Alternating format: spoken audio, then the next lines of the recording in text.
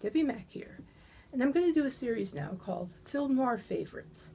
One of my very favorites is The Third Man. The Third Man was not a Hollywood production. It was produced in Britain and directed by Carol Reed, who was considered a really great director.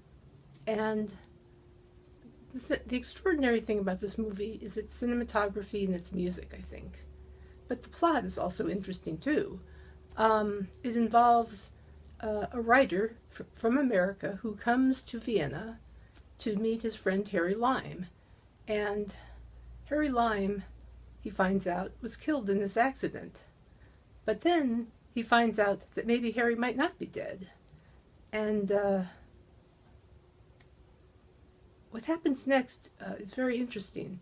He determines within his dealings with the police, one of whom is played by Trevor, oh dear, what was his name? Hold on.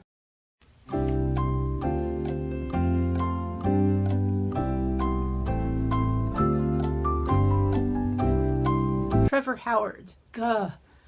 And another one played by Bernard Lee, who I remember because he played M in the James Bond movies. Anyway, he deals with the police and finds out that Harry Lime led a less than exemplary lifestyle. In any case, then he finds out that Harry is actually alive. I hope I'm not spoiling this for anybody. This may in fact have a few spoilers in it, like what I just did. Anyhow, here's the scene where he finds him. What are you tailing me for? Cat got your tongue? Come on out. Come out, whoever you are. Step out in the light and let's have a look at you. Who's your boss? Ja, zum Teufel nochmal, was ist denn da los? Sagen Sie, was fällt denn Ihnen überhaupt ein? Sind Sie deppert?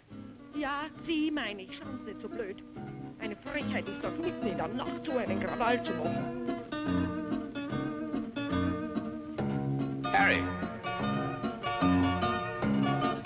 Eine Frechheit ist das, so einen Krawall zu machen.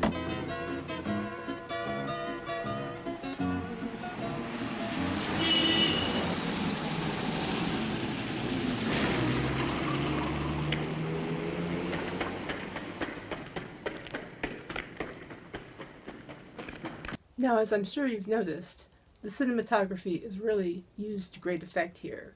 The revelation of Lime after Martins is talking to the cat, which is a nice touch. I love the cat. But then note this scene where they're on the Ferris wheel. Really great scene. Ever seen any of your victims? You know, I never feel comfortable on these sort of things. Victims? Don't be melodramatic. Look down there. Would you really feel any pity if one of those dots stopped moving forever?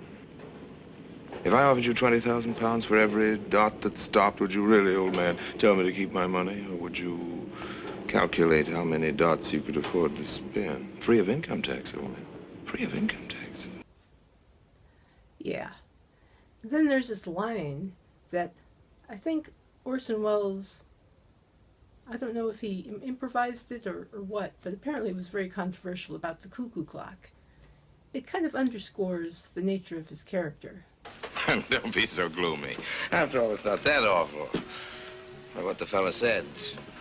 In Italy, for 30 years under the Borgias, they had warfare, terror, murder, and bloodshed, but they produced Michelangelo, Leonardo da Vinci, and the Renaissance. In Switzerland, they had brotherly love. They had 500 years of democracy and peace. And what did that produce? The cuckoo clock. So long, Holly.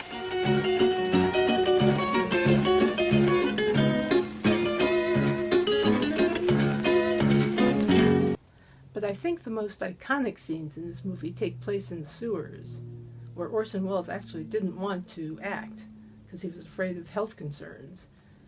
I don't know, I guess he did it anyway. In any case, the iconic scene is the one where he reaches with his fingers through the grate. It really captures that feeling of being caught and unable to escape.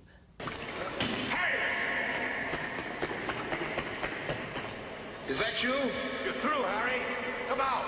You haven't got a chance this way. What do you want? You might as well give up. Come on, sir. Get back. Get back. Get back, sir. Come back. Hey, come back, sir.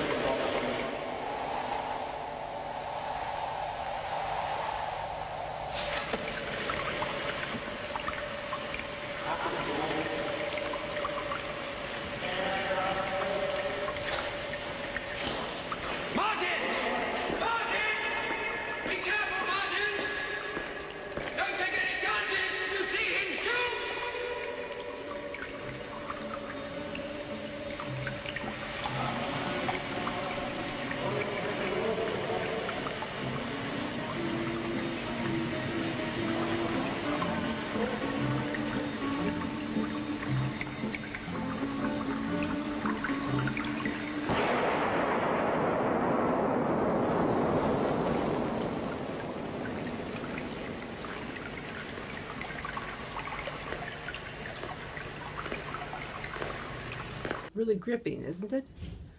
Also, I think this movie was a zither player's dream, because the soundtrack, which was played on zither, went on to become a best-selling tune. So it was just a great movie. It is a great movie. And just a little bit of trivia. Both Cary Grant and Noel Coward were considered for the role of Harry Lime. Jimmy Stewart was also the first choice to play Martins instead of Joseph Cotton. Can you imagine?